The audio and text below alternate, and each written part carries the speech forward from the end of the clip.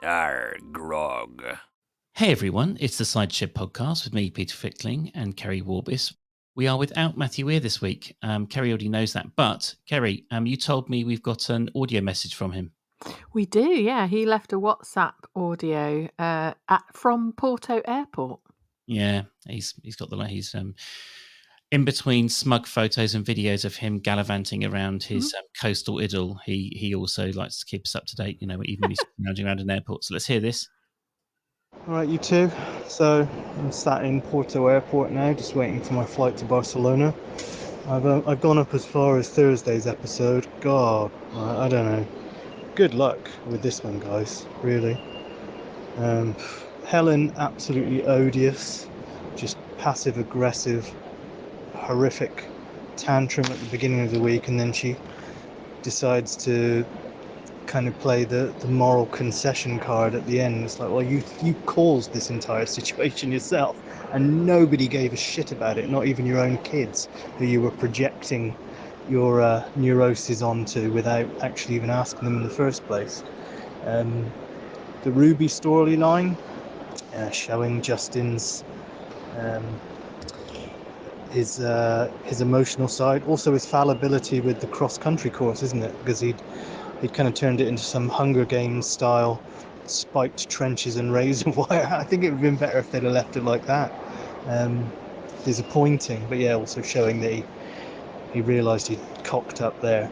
Biggest disappointment of the week, biggest shock of the week.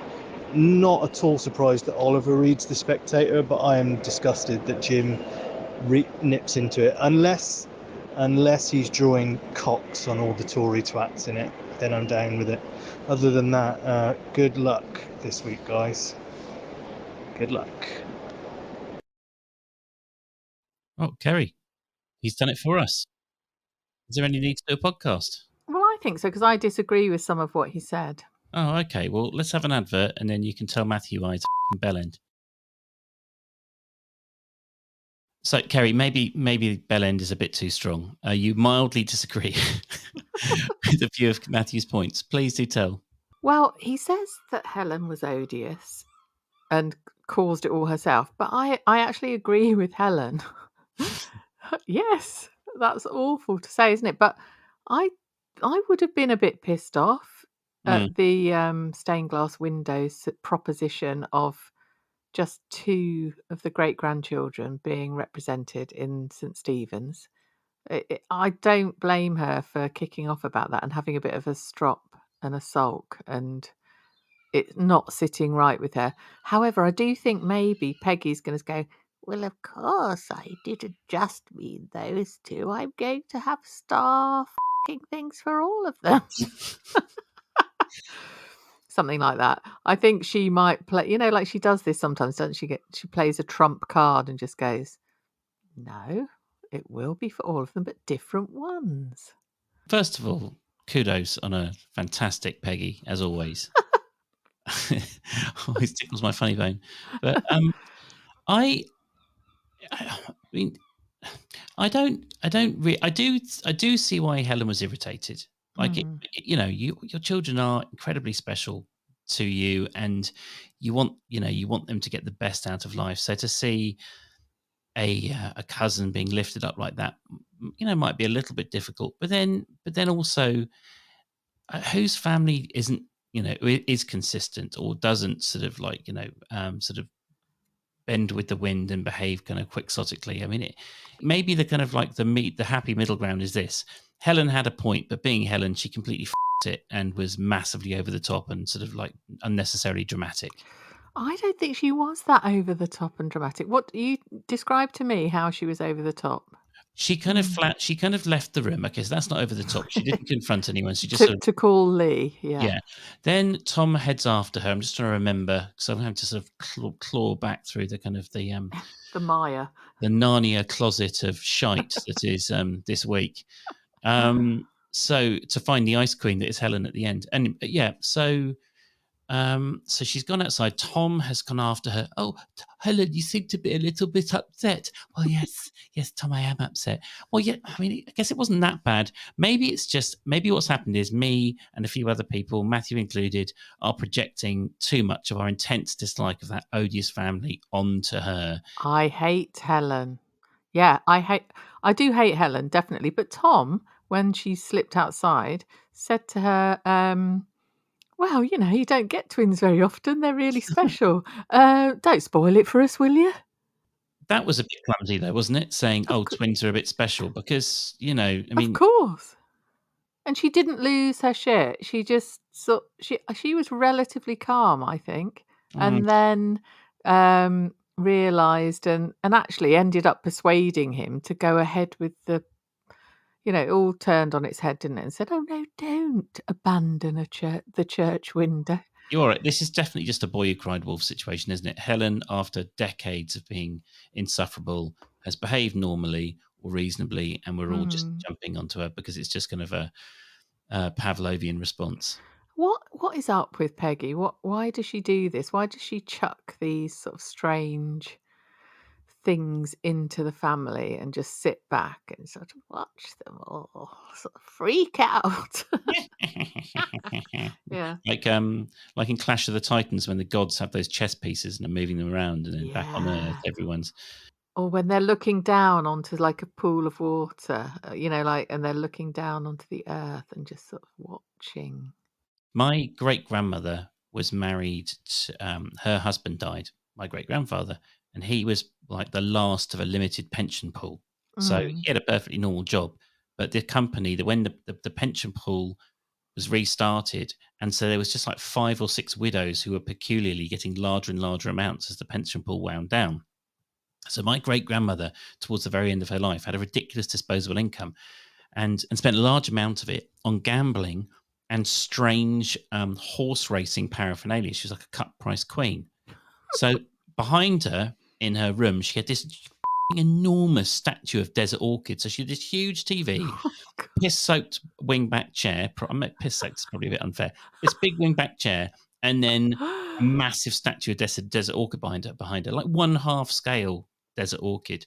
So that's what she did with her money and time. Oh, Peter, that's absolutely extraordinarily fabulous. She was a wonderful woman. The rumor in the family was she was a white witch, that she could cure Okay. your ills. Uh, Yeah. Where's this leading now?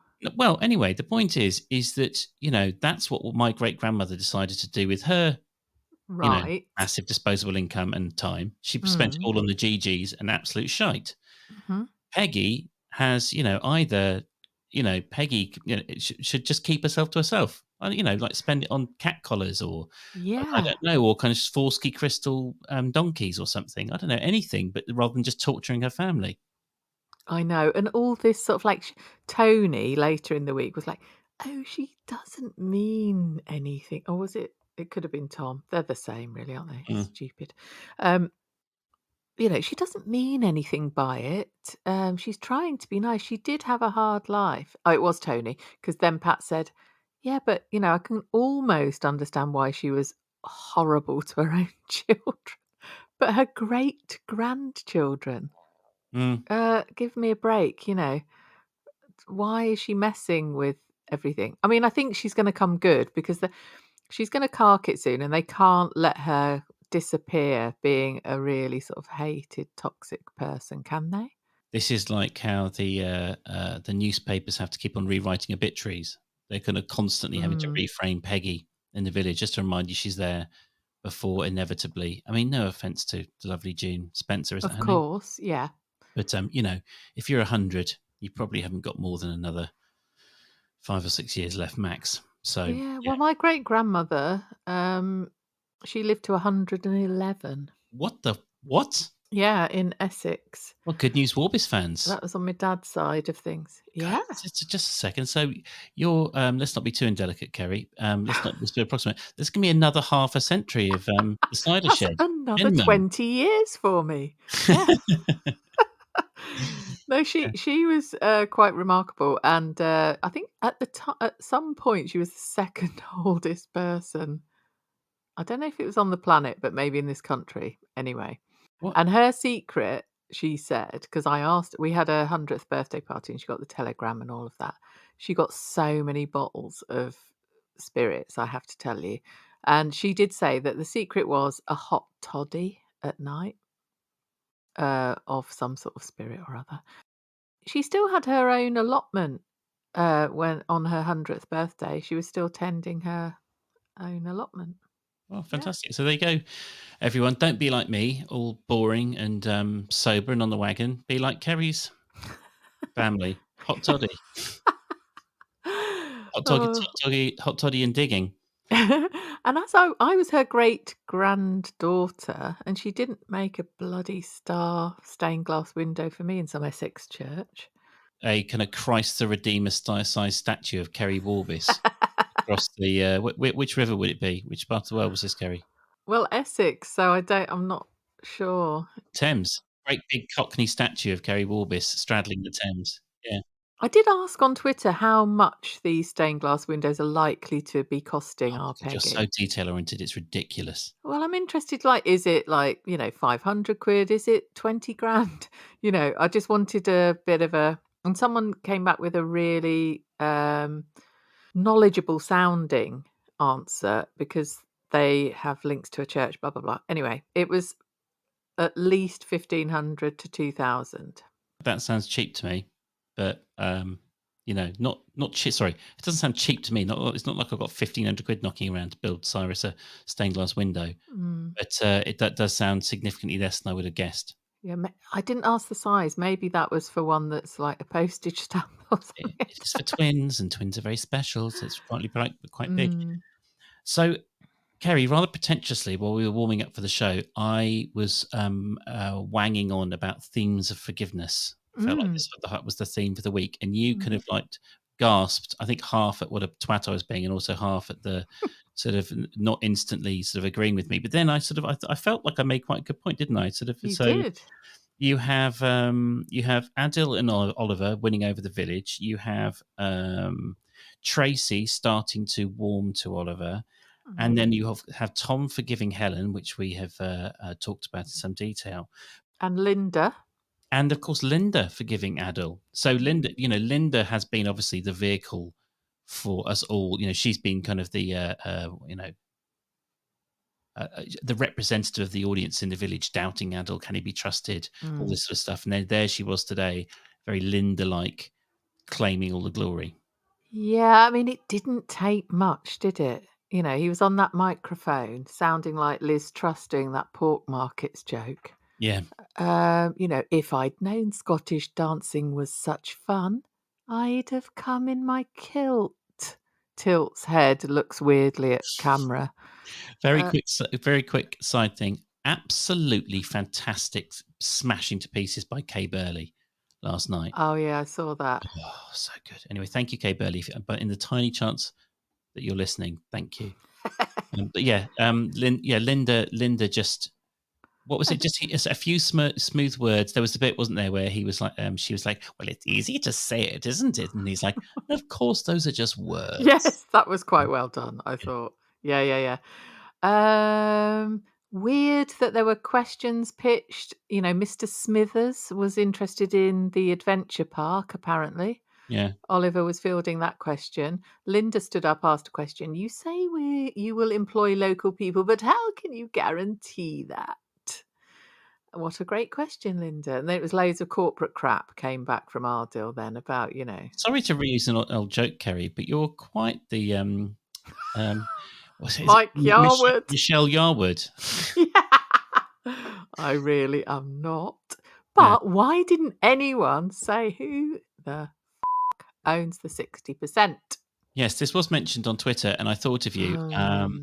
But I didn't want to poke the bear, so I just left it alone. I'm sorry. But the thing is, I now get pleasure from the fact that they are winding you and Matthew up something chronic. Because it's basically the whole time we've done this show, you and Matthew have managed to find these things that get you more and more worked up, and it's basically a complete role reversal of our personalities. In real life, you and Matthew are the chilled out ones who just kind of cruise through life, like having fun. And I'm this absolute maniac of stress who's about to kind of like go thermonuclear and explode. And then when it comes to the archers, I just couldn't give a anymore. Yeah, that's very true. You two are getting more and more wound up. What? Why? When's someone going to fall down those stairs? Oh my God, when are we going to find Yeah. out about this? Oh my God, what does this mean? It means that you two have a balanced existence and are trying to find some kind of equilibrium. Yeah, we're sort of nicer in the real world. Superficially nicer in the real world. Yes, that's I'm absolutely right. Yeah. joking, I'm joking. It was good that Roy, picked up, didn't he, that he mentioned about the Caroline Sterling bar that there's going to be. That was a Yeah. nice nod to, and Ardell was like, "Well, yes, the strong foundations are at the heart of everything we'll be doing." This all just feels like a very quick turnaround. It's only about a month ago that he was evil personified, our Ardell. There was a few sort of hints at the scale of this thing, wasn't there? There was like, it's the first time I've launched an intergalactic brand in a In a village shed. hall. Yeah, and then also, we scoured universes to try and find one, like that could accommodate our dreams and hopes. And then it was, then wanging on about, the sort of culture of Borsetshire. Again, he very specifically he said Borsetshire, didn't he? It wasn't just Ambridge; it was Borsetshire. So No. obviously, it's tying in the whole county. That's how Yeah. big this is. So, I mean, it's going to be dominating for a long, long time. I mean, you can see why it is quite a useful plot device. Yeah, and Tony was reflecting on the meeting, wasn't he? Going, the luxury of the place, and I liked Tony's little thing before they went into the meeting. He went, "I hope there'll be food." That was quite funny. And the restaurant is going to be amazing. And Linda noticed that it blew her mind there would be no reception area. Yeah, you imagine it'll be like one of those Amazon shops where you just walk around and it kind of like And there are no AI, humans. yeah, AI scans you. Yeah, or you'll be all as you walk, as you are whisked up and down the kind of gold-plated travelators to the main food hall. You'll be able to see the Borsetshire locals toiling in the organic fields in the distance. Yeah, yeah. I was just going to say, where will they be working then, these locals? Yeah, But he did say that all of the food would be sourced from Grey Gables land and yes, local, suppliers or something, didn't they? So they actually making I was going to say vegetable patch. That's not the right word, but a home garden, a farm. yeah, Yeah, there is. Was it farm to plate sort of stuff. yeah. That do you remember he did the tour of Kirsty's wet swamp area and Kerry. Farm to yeah, that's Yeah, them too, isn't it? they'll get there eventually, but yeah. So, well, although there was rumours he was already touring Kirsty's wet swampy area, wasn't there? Yeah, I wonder how that's getting on. He's Yeah. been out for the night, but yeah. So he was saying he was trying to borrow some ideas, wasn't he? What was it like a pond, like a giant? Oh yes, the wild pond. That's the one. So it's going to be a fairly cramped space, isn't it? If it's like it's half of it's turned into a farm. You've then got rewilding projects going on, Massive pond. an adventure park. Yes. It's a lot bigger than I thought it was. Who is Mr. Smithers anyway? I mean, if Matthew would definitely have got in 15 Simpsons jokes by now. So yeah, Waylon. yeah. We played Simpsons Cluedo the other night. That was good. Yeah. Is it good? Yeah, it was good. Better? I like the traditional one, I've got to say. Mm. Yeah, you can't beat the Colonel Mustard and I played Space Risk once, and I felt dirty. It wasn't right. Space Risk. I didn't know there was such a thing. You could go to space. That was the it was just it was way too complicated, and I threatened to hit a friend. But anyway, let's move on. What about, speaking of silly old gamey type things? I thought it was a bit weird that the cross country course, no one has noticed it's all been done wrong until they went, "Oh, is this supposed to be the first fence?" You're not saying this is the second fence with the tight bend, and no one will be able to do that. Have they not looked at it ever until Sunday. Well, I mean, apparently Justin and a mate can sneak out with a spade and pretty Yeah. much overnight flip the whole thing. I mean, Mm. have you ever seen an eventing course? I think that's what it is, isn't it? Yeah, no, I haven't, apart from on the TV. I do remember seeing them in the countryside when I was a kid. They're not that impressive. Like it's not like when you watch the Olympics and they have those Mm. kind of sort of like faux castles and sort of like, Oh, yeah. there are some big sort of like dips and Mm. features, but I mean, maybe things have changed since I was a boy, and maybe I've got a shit memory, but But it did show, like, Shula was the health and safety goddess, wasn't mm, she? And saying, "Is the designer properly accredited?" And then, they did say, "Have you changed something, Justin?" He's like, "Not to my knowledge." Absolutely bullshittingly lying. And then within the next 5 minutes said, "Oh, actually, I did change it all." sorry to be paranoid, but do you think that's a little dig at the Conservatives? Justin is an avatar for the Conservatives, just to be Mm, like so bare, just to lie so barefacedly, and then when caught, barely even yeah. apologise or acknowledge it. Is Shula K. Burley? Who would Shula be? No, do you know what? Even in the world of British politics, there's no one shit enough to be Shula. Mm. Suella Braverman, she's got a stupid name like No, but is it Shula. the interviewing lady? Oh, Kay Burley. No, because I like Kay Burley, and I'd quite happily see. Mm. Anyway, we should. It seems we're talking about Shula. She might be effing off. Lillian was trying to talk her to both Oh, Alice and Lillian at both ends of the week have said, you should go off and do this course. yeah. Will it be Holland? Will it be a tough inner city northern place? And Alice said, "Oh, they both sound like you." They don't at all, do they? No, Shula in Amsterdam, no, no, no, no, that does not sit well. And in inner city, tough, gritty northern situation, and Alice just like, "Oh, because you're such a good listener, you're bound to do well." I don't think she is all that. I've said this before, but oh, is it a tease, Peter? Is she going to go? I don't like it when they do this because it's too I know. because some of these writers. So someone like Kerry Davis, he might understand. He'll have been writing Schiller for years, and it seems unlikely that he likes her. Mm, I don't know. I don't know the man. I have no idea what he's really like. But it mm, seems implausible to me that you could have extended contact with Schiller, whichever side of the writing table you're on, and still have any affection for her. yeah. So it must be one of the new writers who's writing this, and they just don't know the audience. They don't know how much damage Sheila has done to us. Years of listening to her kind of mediocre, vanilla, Middle England Mm, warbling. yeah. Yeah. Anyway, And being a bit of a victim and go, "Oh, I just uh, don't it's know what to do. I just can't make any decisions about anything without having a right old panic about it." How are you gonna sort out people with real problems? she's definitely 100% a racist. Ooh.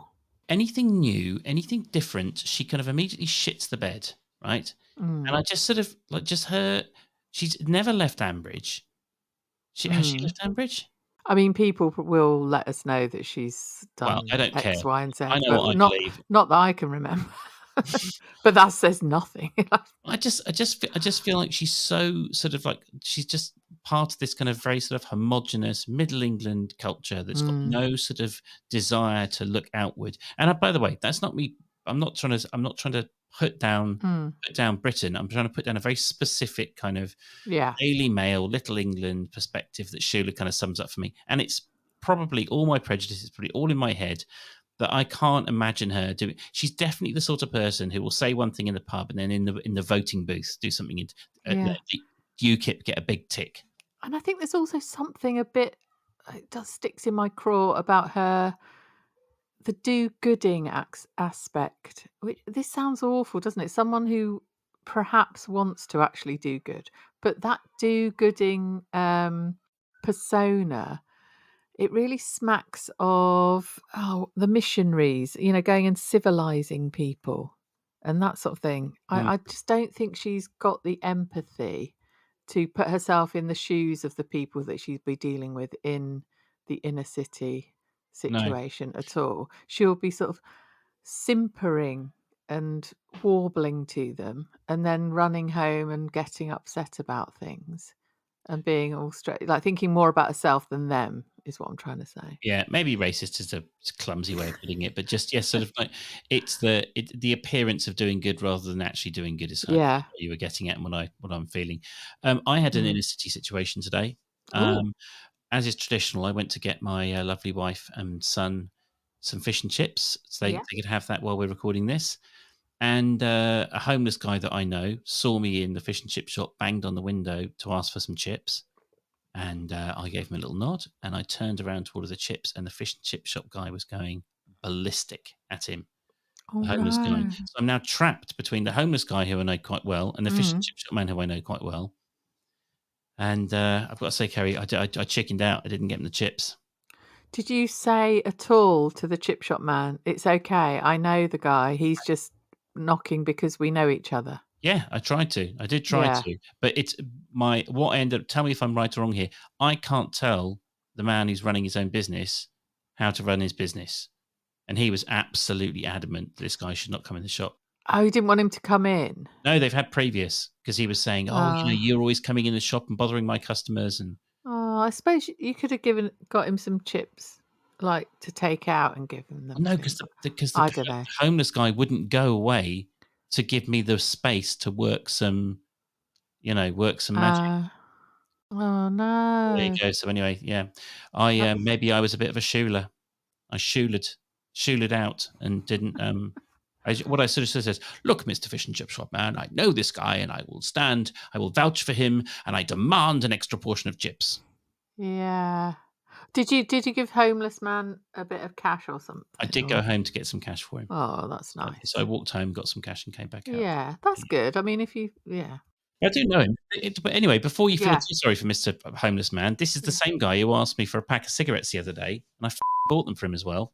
God, they're expensive, aren't they? About 15 quid or something? Yes, they are, Kerry. Because I didn't know how much cigarettes cost anymore, so I went into the shop to do my good, got the cigarettes, and then I chickened out again because what I should have said to the person in the shop was absolutely no way. Put them back on the shelf. Thank you very much. Sorry, Sean, that's his name. here's a chicken Caesar roll. Anyway, there you go. Yeah. Oh, that is expensive. Anyway, Life on the mean streets that Sheila will never experience because exactly. she'll go to some I don't know, somewhere else. Well, she'll stay here because she says things like, Don't. "Oh, the village won't cope without me." She didn't say those words, but she says something like that, doesn't she? Every time it's like, "But how will X, Y, Z run without?" Oh, it's the bloody horsey place, isn't it? And so all this means is she's going to go. I think maybe not for as long as we'd like her to, because she'll have to actually meet someone who hasn't washed or something, and Alice will get the gig, won't she? Definitely. Then Alice becomes the new Shula. Yeah, because Lillian sort of went, "Oh, let me rack my brains to think of some sort of replacement for you." Oh, I can't. Alice gets offered a job in Plovdiv, and then and then we have a month and a half of her being gradually coerced to take the job at the stables. Yeah, I mean, Alice is going to be in there, isn't she? Yeah. All right then. Okay. Well, let's just hope it goes quickly. Oh, and another thing, I just want to say, ha ha, Matthew, whilst we're on the subject of Shula, I said it would be her that they asked to do the naming ceremony Oh, yeah. for the little ones. Okay. For the sake of our listeners, Keri, have we got Sheila out of our system now? Yeah, I think so. There's Okay. nothing more to So say, listeners, is there? I promise you, I will edit out any further references to Sheila. That's it. You're done. You've done very well to get this far. Thank you very much. Keri, you are. I think a couple of weeks ago, I very bravely stated that there was a scenario where we could talk authoritatively, and yet again, it is your time to shine. Someone wanders into your company's packing shed, and half inches bushels of what was it? Strawberries, salad, and tomatoes for the quiche, sweet ones. How stupid! Well, clearly she's an idiot, isn't she? Yeah. Or she knew she was messing them up and was being a bit naughty. I don't know. Do you think she's generally an idiot or just specifically an idiot to do with the veg boxes? I mean, they'd clearly, if they were all packed in boxes, it's clearly silly to tamper with them. There's going to be a label saying, Warbis 44, Yeah. Lambshank Street or something. There's whatever your address is. Yeah. I've struggled with the twin plot in general because it's a bit, I don't know, it's just like babies. Yeah. Babies, it's the cliche, isn't it? Babies and pets, they are wonderful when they're yours and they're tedious when they're someone else's. Kids don't do anything interesting. Right. Oh, well, they did this week. I thought, didn't you hear on Sunday that they were like little mini Darth Vaders? What did they have a Foley artist? It was like It's a that. cat, Keri. That's not a baby. Sorry, you're Michelle Yarwood. Yeah, I'm sacked. Yeah. But they were, didn't you hear, when it was Peggy? But they were really heavily breathing, and then later in the week they weren't. So I don't know what Peggy's eau de cologne is, but it plays havoc with those babies' tonsils. So it's basically her formaldehyde. She's preserving herself in this kind of thick liquor, and then the children are choking on the fumes. Oh, that's just reminded me as well. The Chelsea actress, Madeline. Yes. She tweeted me today because I'd mentioned that we had or one of you two mentioned that we'd done her growling last week. Yes. And she was like, "Oh my God, I love this." She loved that we had been trying to impersonate her. Who was best? She didn't say. I think we all know. Yeah. Did you also the twin thing, Peter? Would you say? I mean, even if it's one newborn, and how old are they? About a week or something, isn't it? 2 weeks at the maximum. Tom sort of said, "Oh, bedtime was tricky." There is no bedtime, is there? At this stage, it's milk, sleep, milk, sleep, milk, sleep, milk, sleep. There isn't a bedtime at this point in a baby's life. There are parents, and people do what they do. I don't want to be judgmental, but they think that you can sleep train babies, and what sleep training means is letting the babies cry out. So if you're comfortable with that, that's fine. If you don't like a baby crying itself to sleep, then no, there is no bedtime. That's it. It's binary. Either you train the baby to accept that no one's going to come and get it at certain times a day, or you always go to your baby when it cries, and that's a binary choice as far as I can see. So, to answer your question, as far as I'm concerned, no, there is no bedtime, because if your baby's crying, you go and look after it. You just go and see what's wrong. I think especially that young. Yeah. You might start thinking about putting them in their cot or whatever, or their little Moses basket in a month or two.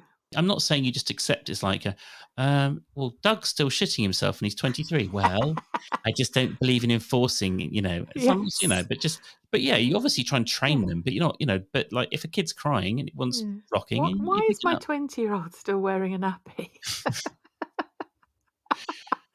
Yes. Actually, Keri, why is your 20-year-old still wearing a nappy? They are not. 20. My daughter, lovely Mimi, whose birthday is next week, I took her to Wowo campsite today. Yes. And we've realised before recording that you've been to this campsite. We're both Wowites. Yeah. Yeah. By the way, big plug to Wowo. If you it's all little muddy brooks. When we first turned up there, these children ran out of the woods. All you can hear is squealing kids. So it's like a massive kind of maze. That makes it sound awful. But in a nice way, the trilling laughter of children having a fantastic time. Yeah. Yes, very middle class children. And then these kids are running out of the woods, absolutely caked in mud, head to toe, because they're all just rolling around. And it's a fantastic place. And it is. What's it called? Food vans. Yeah. Food vans. Little did I know that the food vans you'd referred to on your camping trip were the very same ones Mimi is going to be enjoying this evening. She's got the choice of a pizza van. Yes, Adam and Ian are running that. Fish and chips or pie and mash tonight. Yeah, I've had all three, and the guys who run the Pie and Mash van are very nice people. Mm. Yeah. So yeah, she's not in a nappy, and Max is out on a date. So I hope he's not in a nappy. That date's not going to go very well. Mary, whatever floats Max's boat, we have to accept and, and encourage, as long Mm. as it's consensual. Yeah. Yes. So, um, I've looked down our list of stuff, Kerry, and I think Yeah. we've done quite well. There's a lot of topics this week. We have one, as far as I can tell, one last burning topic to go, and that is the unifying force that is Ruby the dog. Yeah, how could we forget? So, well, Denise and Alistair went to the pub, didn't they? And there was Scampi talk. Yeah. Actually, I mean, I know for most people that probably wouldn't sound that very arousing, but for you must have been kind of like, bloody hell, this is Yeah. fantastic. Oh God. Pint of Yeah. beer and a bowl of scampi. I bloody love Scampi. Yeah, well, I'm with you. Yeah. But Alistair's starting to open up, isn't he? And sort of properly, you could tell that she knows he likes her. You think so? Yeah, definitely. This week I have listened, but I haven't been able to ever listen, kind of give it my full attention. So I've maybe missed some of the subtleties. So what's your evidence? Well, he sort of went, they'd had that tricky time with the dog and everything, and they were in Mm, the pub, and he said, "Let me buy you dinner," and went, he said something along the lines of, "You're the very best." Oh, you were robbed at that competition yes. thing, and you are the very best veterinary nurse I've ever worked with. And she was like, "Oh my, Then I get scampi. oh." And she went, "Actually, I will have some scampi." Well, he made her blush, and he said something like, "Well, that is what I think," or Harry, "That's you what I." just sounded like the worst sex line ever. Oh, did I? Oh, well, I will have some scampi. Oh, call 0800 Ah, would you 323 444. would you like some scampi this evening? Oh, your bread sauce is all over my. Boy, have I got scampi for you. Someone out there, Kerry, there's a very niche group of men Rubbing or themselves. women who are incredibly excited right now.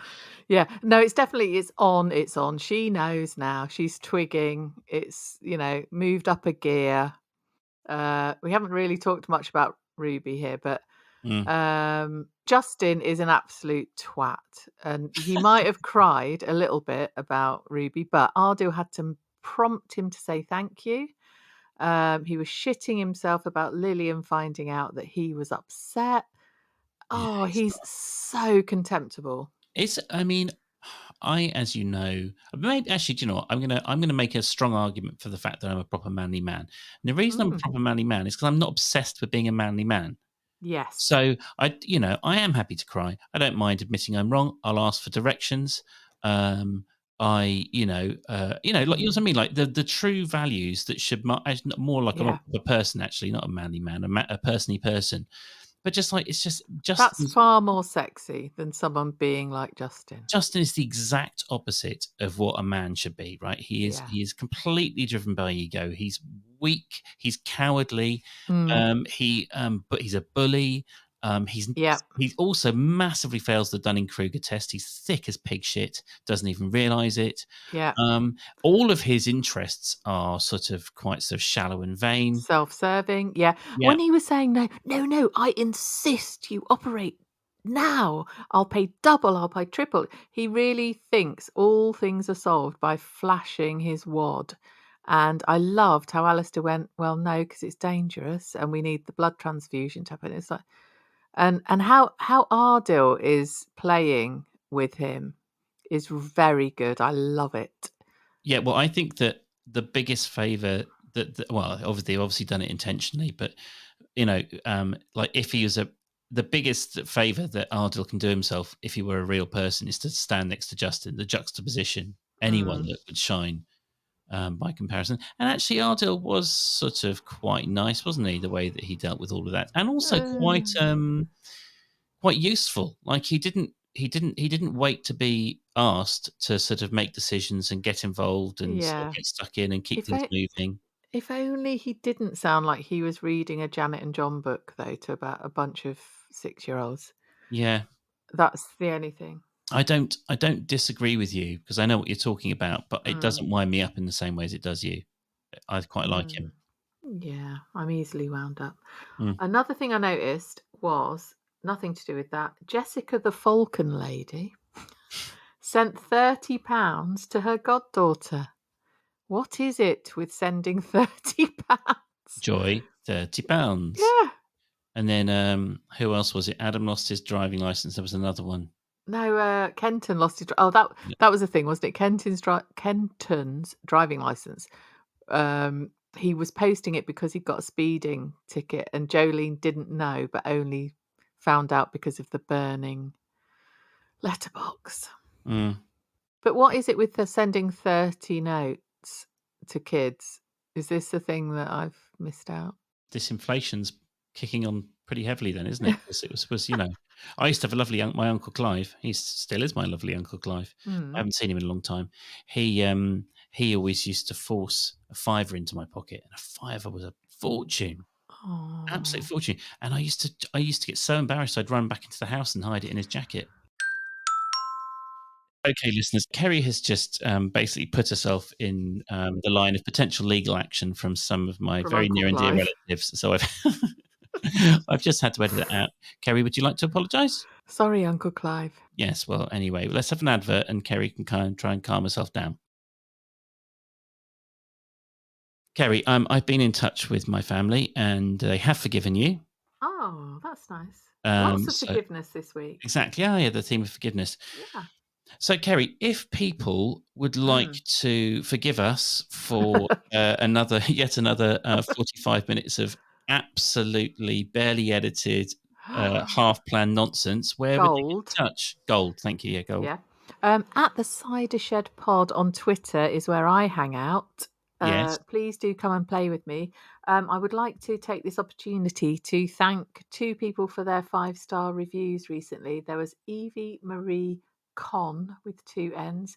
Beautiful 5-star review. She's quite a young listener. She's 23, and so she's been listening since she was quite young and has just suddenly found us. Poor woman. You guys make me laugh an awful lot and have a really nice outlook on society and class, which makes me contemplate each week about what a show like The Archers truly represents. That's nice, isn't it? Well, if you'd heard the unedited stuff that Keri was saying about my Uncle Clive, you wouldn't think we have a nice attitude to anything. And the mask slipped, Keri. I'm sorry. There's no mask. Charlotte, thank you so much for your 5-star review. She has asked, why don't you have a Patreon? Well, she would definitely sign up, apparently. We have jumped through a series of tiny hoops and taken our goddamn time to do it as well. And we have got a Patreon page that will go up over the next week. And next week and next episode, we will give you guys the details.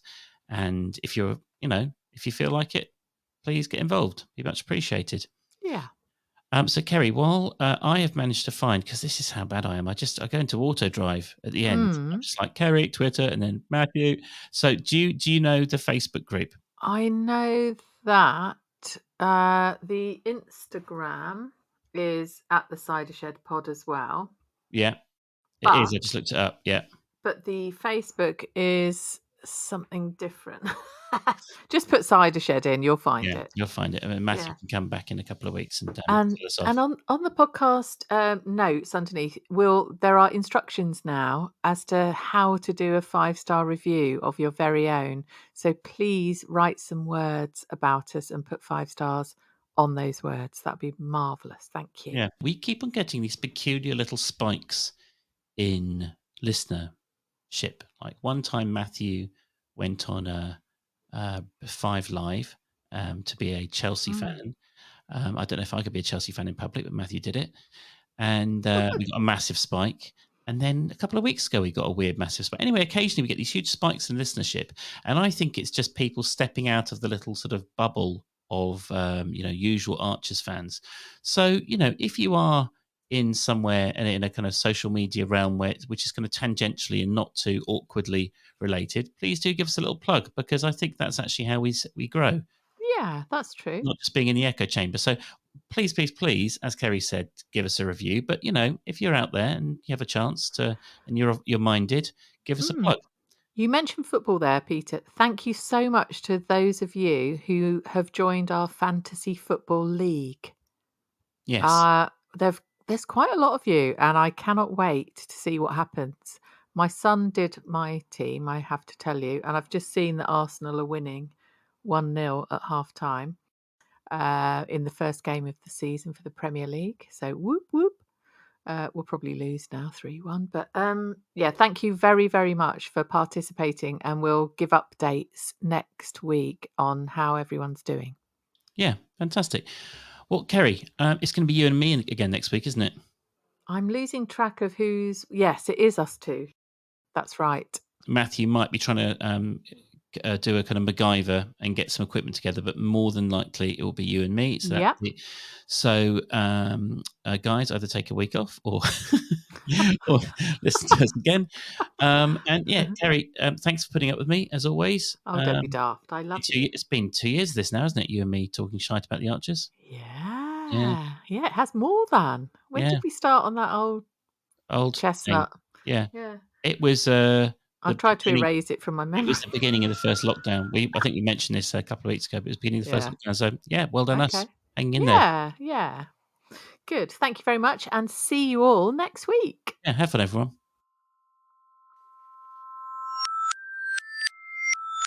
Hang on.